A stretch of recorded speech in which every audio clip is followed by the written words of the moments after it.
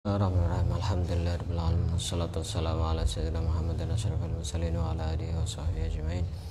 Subhanaka la ilma lana illa ma 'allamtana innaka antal alimul hakim. Tub 'alaina innaka antat tawwabur rahim. Wa taqabbal minna innaka antas samiul alim. Qala rabbi shrah li sadri wa yassir li amri. Wa hlul 'uqdatam min lisani yafqahu qawli. Nawaitu ta'alluma wa ta'lima li fatata wal istifadah. Wa tamassuka ala kitabillah wa sunnati rasulih wa du'a ilal huda. والدلالة على الخير ابتغاء مرضاته وقربه وثوابه سبحانه وتعالى. قال المصنف رحمه الله تعالى ونفعنا به وبعلومه وعمدنا بأسراره وأنواره ونفحاته في الدين والدنيا والآخرة. Kita lanjutkan kajian pada kesempatan kali ini.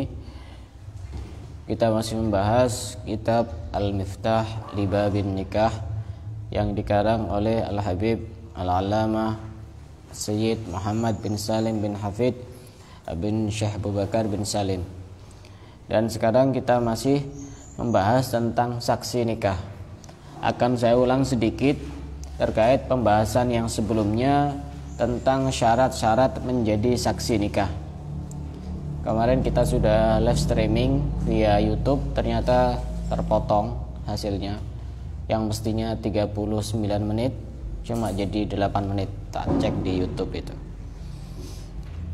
Kita akan bahas dan ulang kembali sekilas secara cepat tentang saksi nikah. Ya walaupun misalnya agak panjang juga tidak apa-apa, ilmu kan diulang-ulang juga tidak apa-apa. Murid itu sudah semestinya walaupun berkali-kali mendengar dari gurunya, ya sikapnya harus seakan-akan belum pernah mendengar sama sekali. Akan saya ulang kembali. Asyahidani fin nikah, syarat dua saksi di dalam pernikahan. Dalam pernikahan itu kan ada rukun. Rukunnya pernikahan ada wali, ada dua saksi, ada calon suami, ada calon istri, ada sigot atau yang buat akad itu. Kalau ada satu saja yang tidak ada, ya maka tidak bisa untuk melangsungkan acara pernikahan. Ada saksi, ada wali, ada calon suami, calon istrinya tidak ada. Bisa?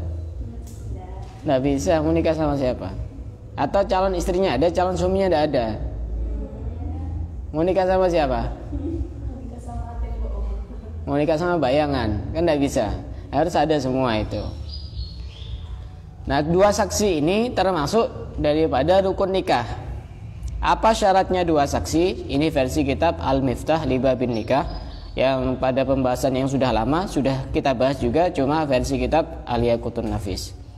Yushtaratu fi kulli wahidin minhuma al-bulughu wal aqlu wal hurriyatu wal adalatu. Syarat pertama, menjadi saksi nikah harus balik. Kalau tidak balik tidak sah. Kemarin juga dijelaskan bahwasanya tanda balik bagi seorang laki-laki adalah sudah keluar mani, baik dalam mimpi maupun dalam kondisi terjaga. Kalau belum keluar mani, ditunggu sampai usia 15 tahun. Kalau usia 15 tahun laki-laki itu sudah otomatis balik, tidak usah ditanya sudah keluar mani apa belum.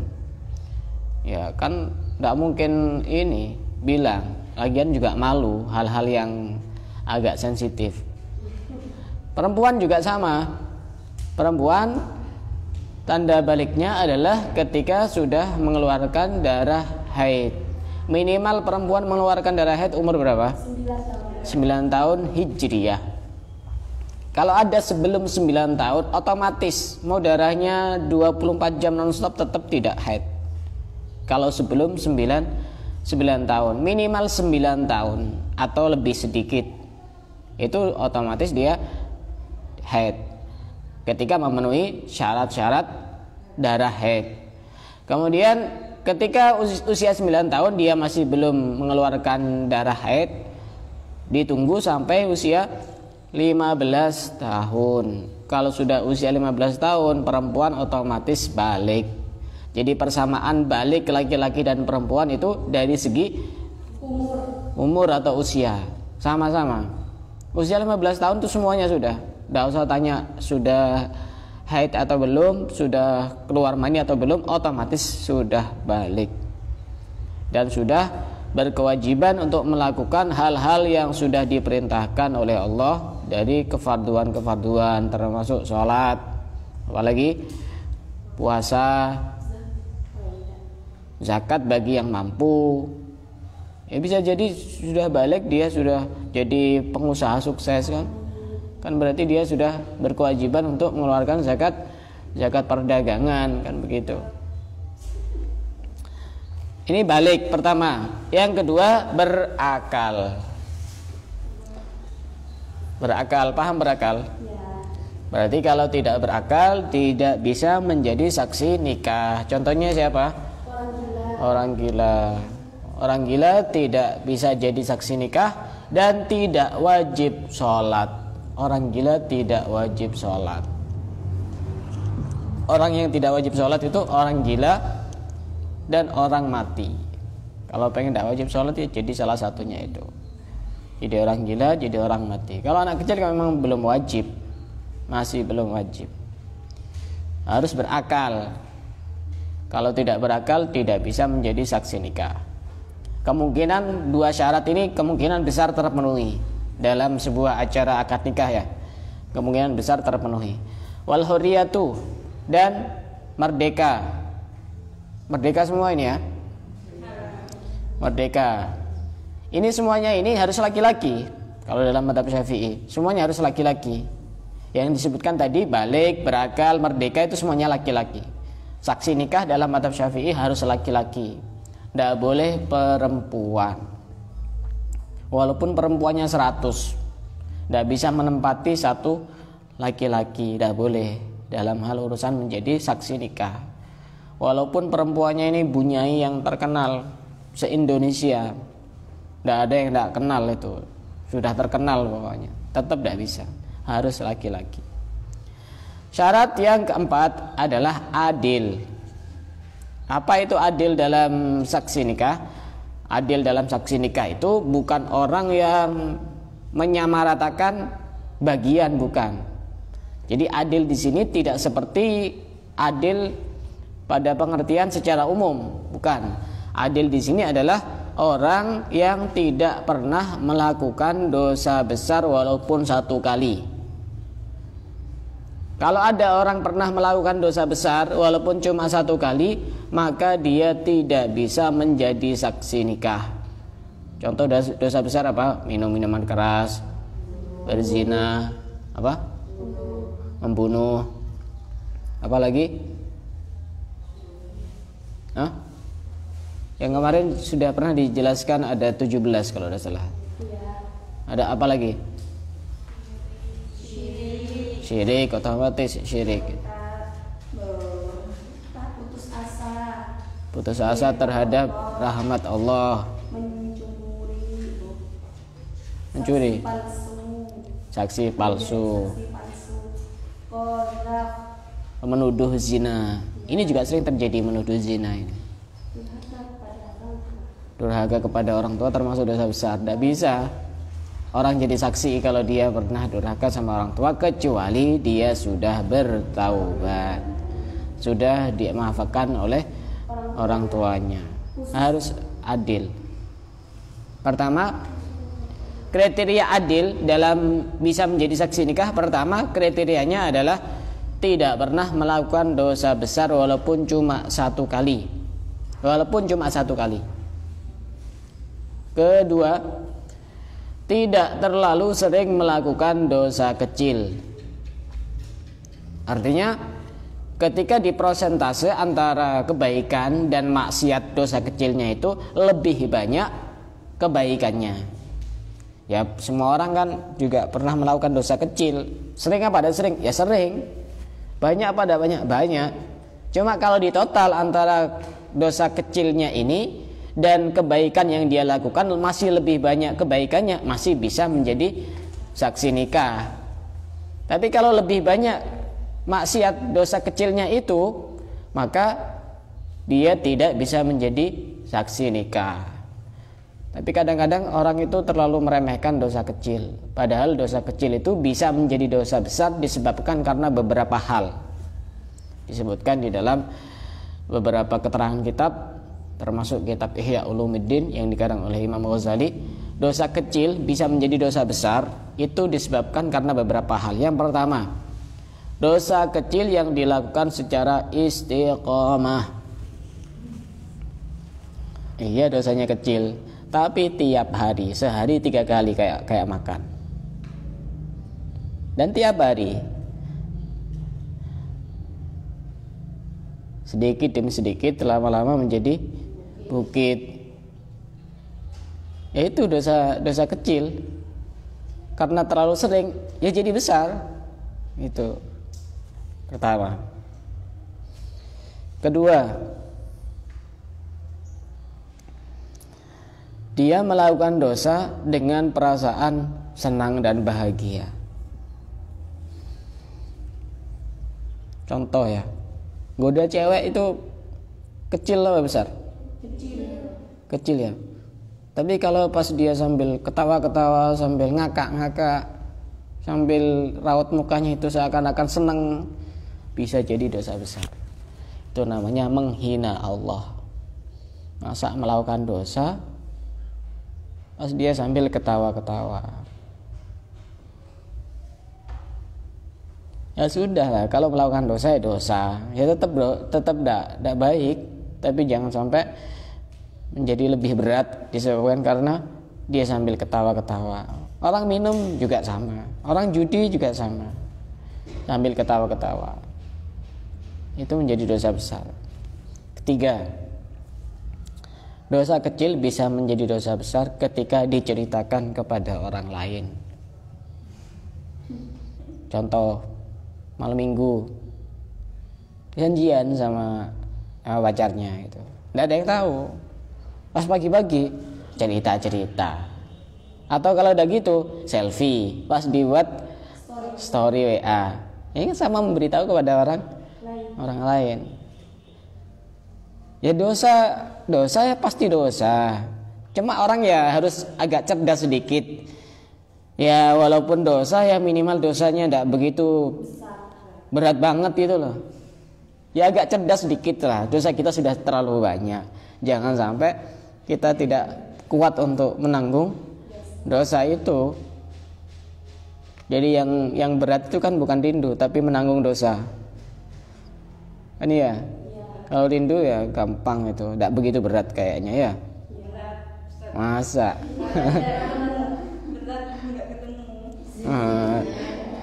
Ya kalau orangnya tidak mau ketemu, ya lebih berat lagi. Apalagi ditinggal pas sayang-sayangnya. Tidak berat. Dunia ini tidak selebar daun kelor. Kan iya? Pernah ada satu cerita di Hadramut. Ini cerita agak aneh.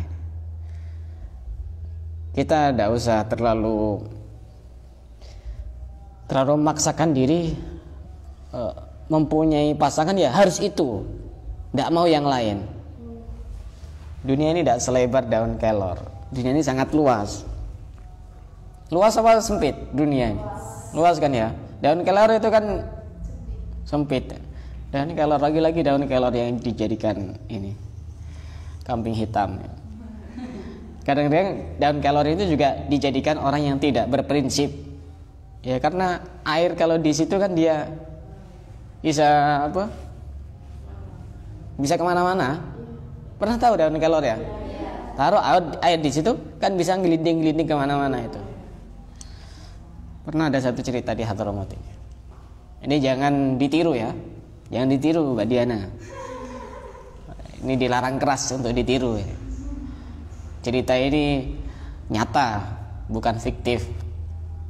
Ada seorang laki-laki suka sama seorang perempuan.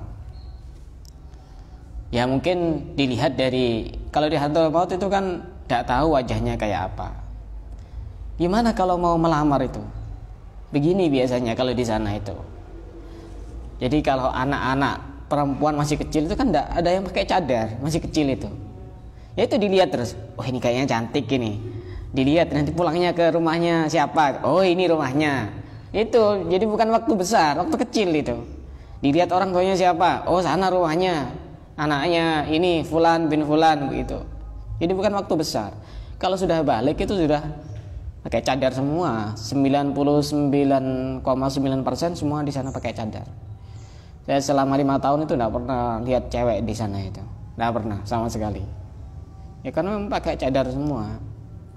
Kadang-kadang menjelang usia balik sudah pakai cadar. Tapi kalau masih kecil-kecil, mau kelihatan tuh cantik-cantiknya itu orang sana. Orang Indonesia ya minggir dulu. Kan sama-sama mancungnya ya sama orang Indonesia. Kalau di Indonesia mancungnya mancung ke dalam. Kalau di sana mancungnya mancung keluar. Agak beda sedikit. Sedikit tapi banyak. Jadi ada seorang laki-laki yang mau melamar seorang perempuan. Cuma dia tidak berani ngelamar sendiri, tidak enak atau canggung atau bagaimana, akhirnya minta tolong kepada temannya seorang laki-laki. Akhirnya ini namanya pengade ya. Iya kalau di sini yang dimintai tolong untuk melamarkan orang lain. Akhirnya datang ke rumahnya. Pada saat datang di rumahnya itu tidak sengaja melihat perempuan yang akan dilamar itu, tidak sengaja karena memang di rumah kan, tidak sengaja. Mungkin dia lagi keluar rumah sebentar sambil memperlihatkan wajahnya begitu, mungkin dilihat pas mau ketemu sama orang tuanya. Oh ini kok kayaknya ada bidadari baru turun dari langit. Kelihatan wajahnya sangat bersinar, wajahnya sangat putih, glowing. Pokoknya kayak wajahnya Mbak Diana.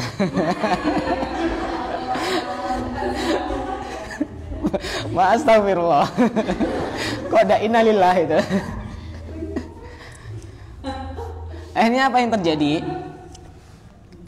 terjadi? Teman yang diminta tolong ini berbalik pikiran. Oh ini ternyata anaknya cantik. Oh daripada saya melamarkan teman saya, mending saya lamar sendiri. Akhirnya apa?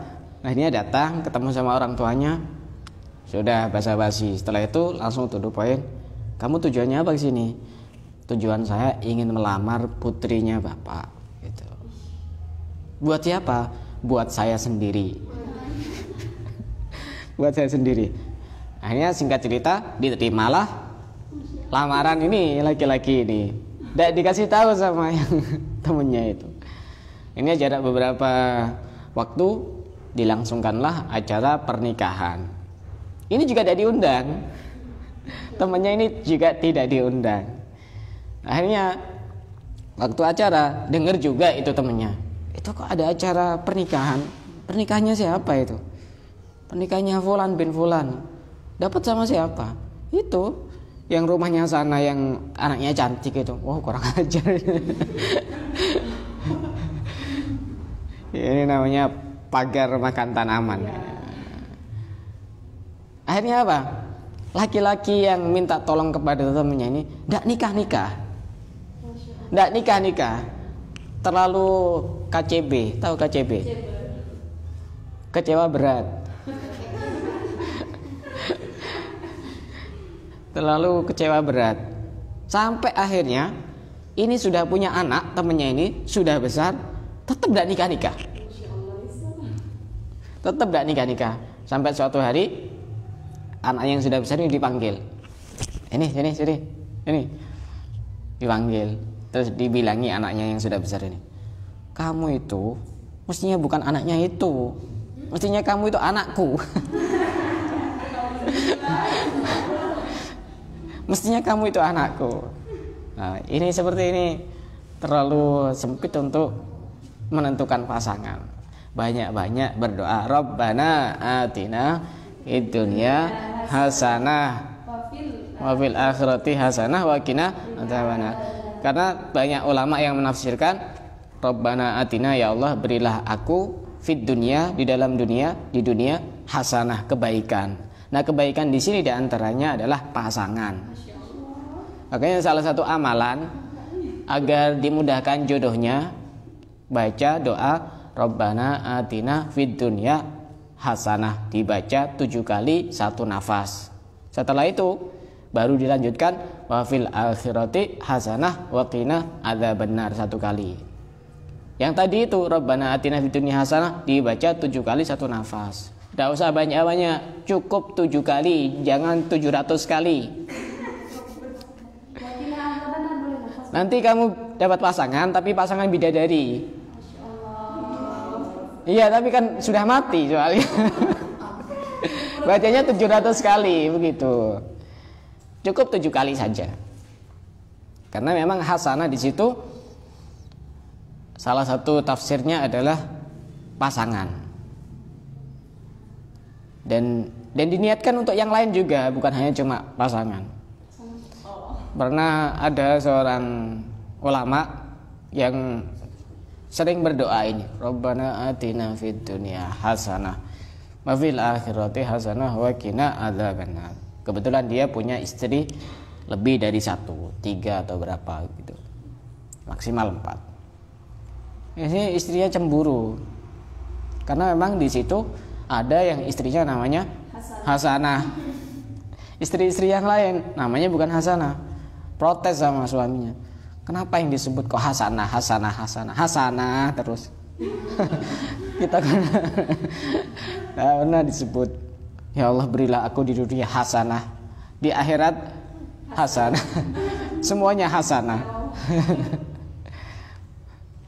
Ya namanya wanita itu pencemburu. Ya bagus. Tapi berlebihan juga enggak bagus. Ya sifat asli perempuan ya seperti itu. Nah, dari mana tadi? Yang keempat. Hah? Yang cerita tadi itu asalnya dari mana? Ketika cerita. Oh, ketika diceritakan ya. Ya. Dosa kecil akan menjadi besar ketika diceritakan kepada orang lain. Ingat, dunia tidak selebar daun kelor. Masih banyak. Satu tidak datang ya masih insya Allah banyak yang mau datang.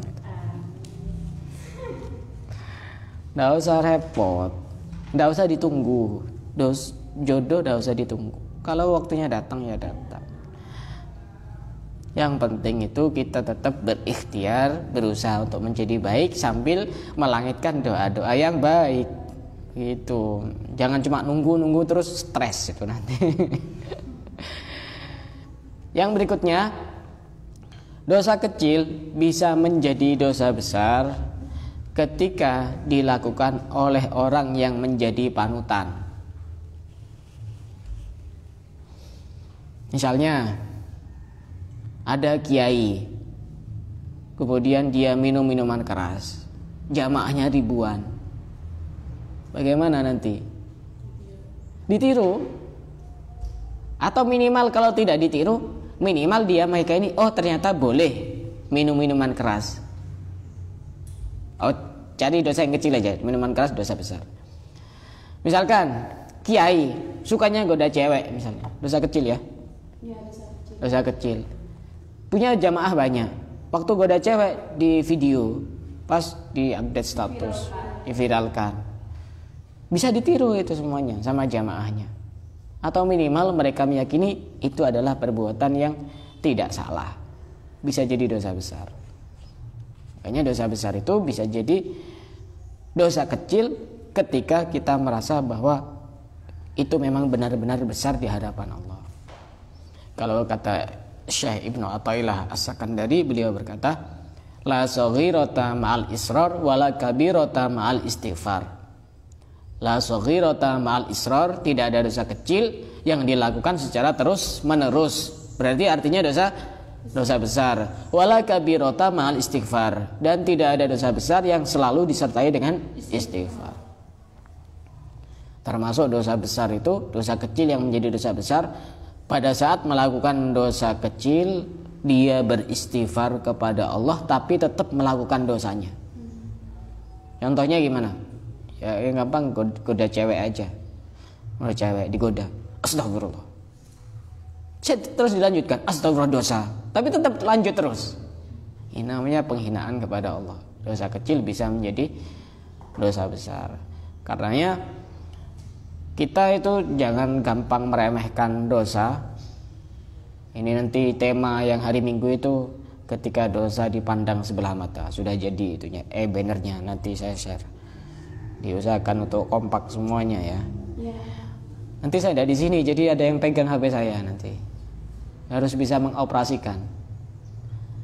Nanti bisa, kalau saran saya nanti live via YouTube aja. Via YouTube, jadi nanti ya belajar dulu gimana caranya. Begitu. Saya ulang kembali. Adil dalam saksi nikah adalah orang yang tidak pernah melakukan dosa besar walaupun cuma 1 kali. Yang kedua, tidak terlalu sering melakukan dosa kecil. Itu namanya adil. Kemudian yang ketiga, tidak melakukan hal-hal yang bisa merusak wibawa. Berarti ini hal-hal yang boleh tapi bisa merusak wibawa. Contoh, santri atau yang pernah hadir pengajian, sering hadir pengajian atau hadir kajian, pas makan di jalan sambil jalan, dosa apa tidak dosa? Tidak dosa. Haram apa haram? Tidak haram.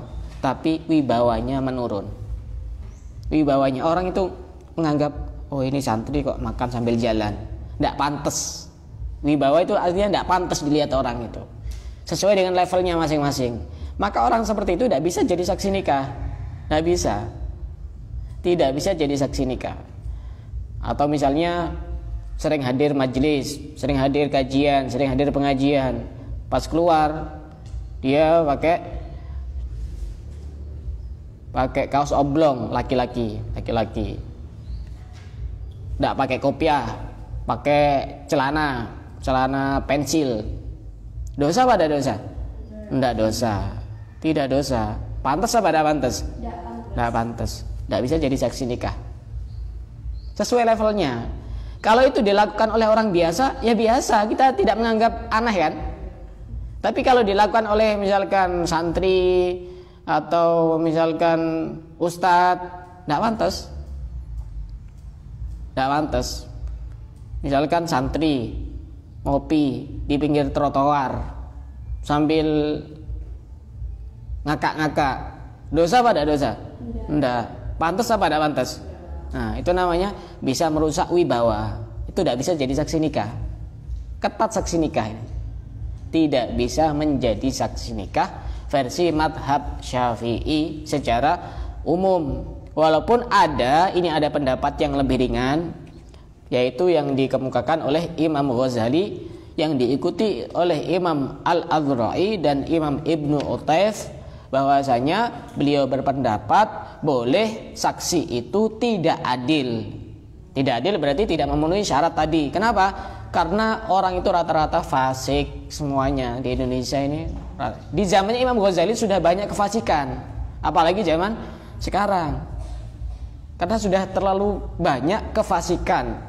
Lawan kata dari adil itu adalah fasik, bukan dolim. Di dalam bab nikah. Kalau di dalam bab yang lain mungkin adil itu lawan katanya adalah dolim, begitu. Boleh menurut madhab Syafi'i. Kalau orang yang sangat ketat, ini harus memenuhi 3 syarat ini. Makanya lebih bagusnya ya 3 syarat ini. Makanya seringkali saya bilang akad nikah itu lebih baik di rumah atau di masjid, jangan di KUA. Kenapa?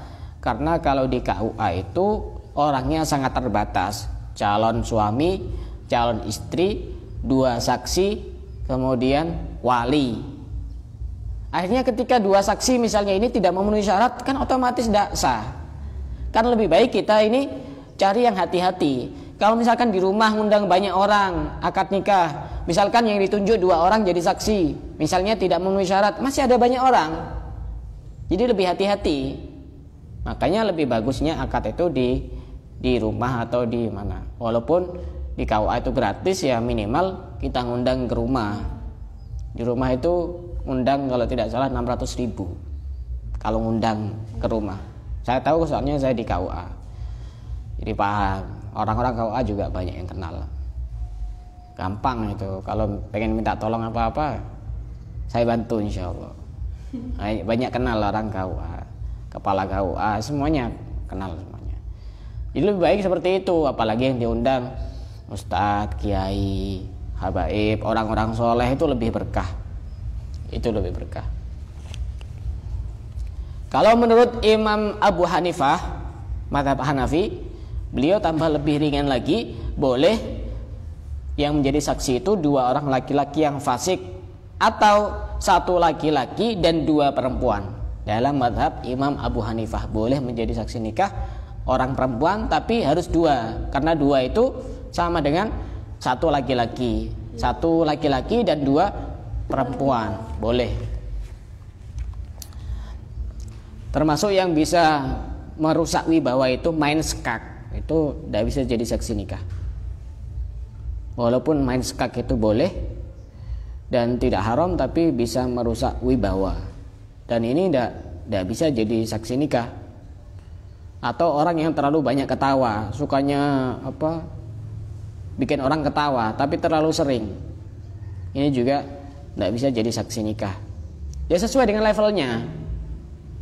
Misalnya ada orang kerja di pasar, kemudian makan di pasar, wajar apa tidak wajar?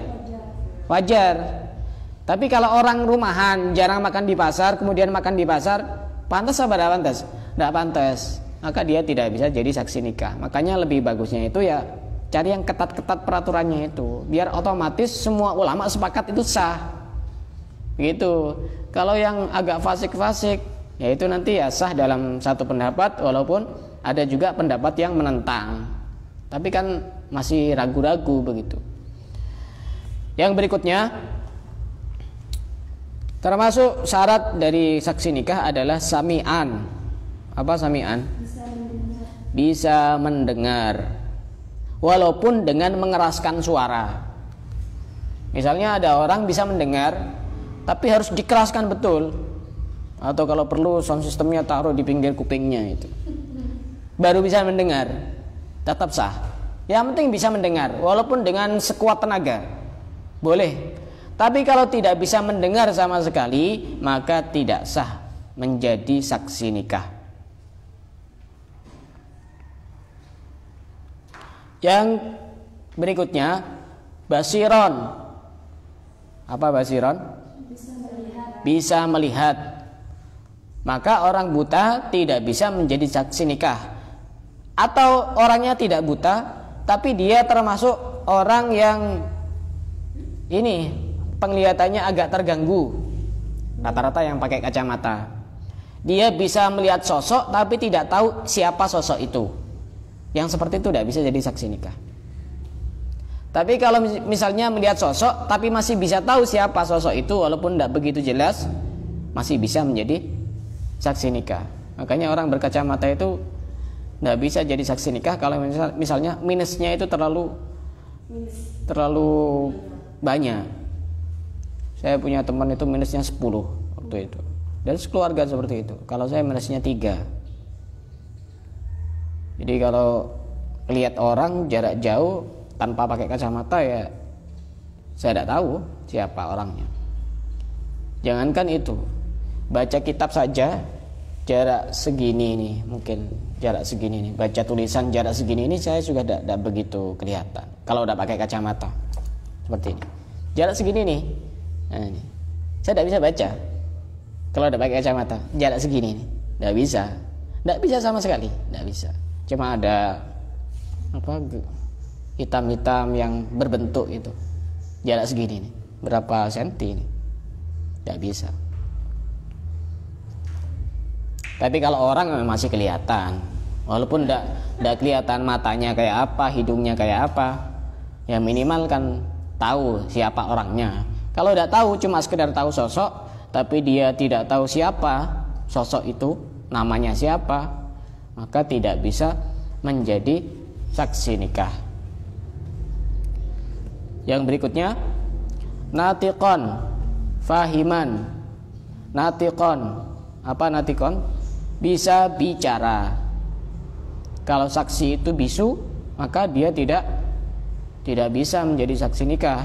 Kenapa harus bisa bicara? Kan saksi kan cuma diam. Nanti khawatir terjadi masalah dalam pernikahan dan kemudian masuk ke dalam pengadilan. Gimana caranya coba? Mau membela? Kan tidak bisa. Jadi harus bisa ngomong. Walaupun pada saat akad nikah dia tidak ngomong sama sekali, cuma diam. Ya harus bisa ngomong. Khawatir terjadi sesuatu. Fahiman lughatal muta'aqidaini allati waqa'a biha aqdun nikah.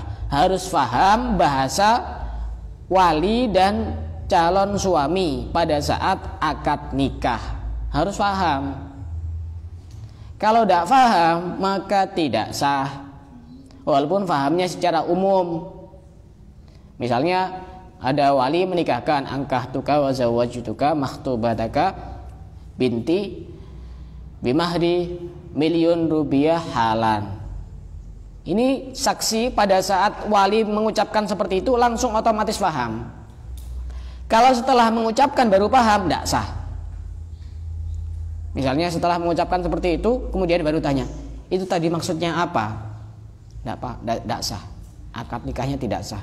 Harus seketika itu, walaupun pemahamannya tidak harus angkah tuka artinya ini, tidak harus kata per kata. Yang penting paham. Ini menikahkan putrinya dengan mas kawin uang Rp1 juta dibayar tunai. Itu sudah bisa. Makanya dikasih tahu dulu sebelumnya. Walaupun pakai bahasa Arab juga tidak apa-apa. Yang jadi saksi tidak paham bahasa Arab, yang penting dikasih tahu artinya seperti ini, ya tidak apa-apa. Tapi kalau pahamnya pada saat setelah selesai akad, tidak sah. Tidak sah akad nikahnya.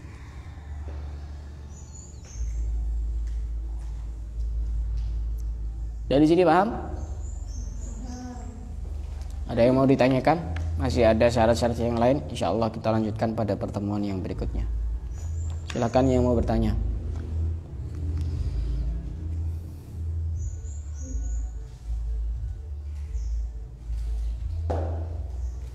Kalau tidak ada, kita cukupkan sampai di sini.